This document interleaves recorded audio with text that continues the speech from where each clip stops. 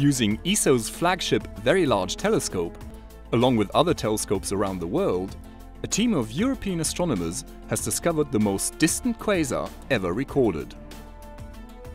By studying this blazing beacon in detail, the scientists have found that we are seeing this quasar at a time when the universe was just 770 million years old.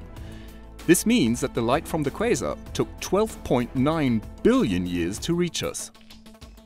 Never before has a brighter object been observed this far back into the early universe.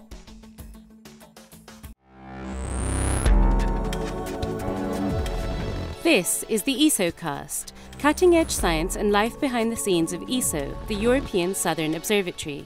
Exploring the ultimate frontier with our host, Dr. J, aka Dr. Joe Liske.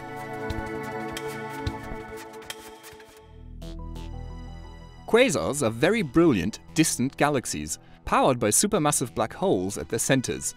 These amazing objects have the mass of millions of suns crammed into spaces as small as our solar system. Quasar phenomenon transforms ordinary galaxies into what astronomers have fittingly dubbed angry monsters, the most luminous of all objects in the universe. And ESO's Very Large Telescope, better known as the VLT, helped to discover the farthest of these impressive objects ever observed. Back in the early universe, galaxies contained much more gas and dust than we see in them today. Gradually, material was used up in the formation of stars and planets, and less was available to feed the supermassive black hole, the process that creates the impressive jets of a quasar. Objects far back in the early universe, like the newly recorded quasar, cannot be observed in visible light. By the time it reaches our detectors on Earth, the expansion of the universe has stretched the light so much that it falls mainly into the infrared part of the spectrum.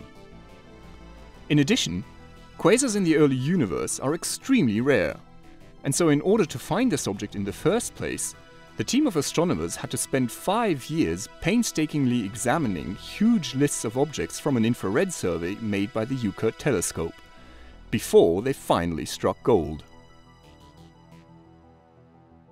With such an exciting discovery, the team could take no chances. They had to validate their findings. Using the Force 2 instrument on the VLT, along with instruments on the Gemini North telescope, a redshift of 7.1 was confirmed. This corresponds to such an extraordinary distance that it took the light from the quasar 12.9 billion years to reach us.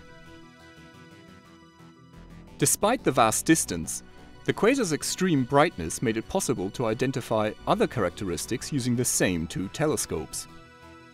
It was determined that the black hole powering the quasar has a mass of about 2 billion times that of our own Sun. This is an extraordinary mass for an object so early in the universe.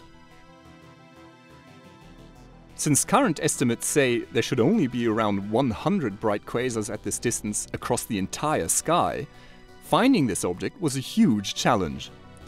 It was a great bonus that it has proved to be even more distant than the astronomers expected.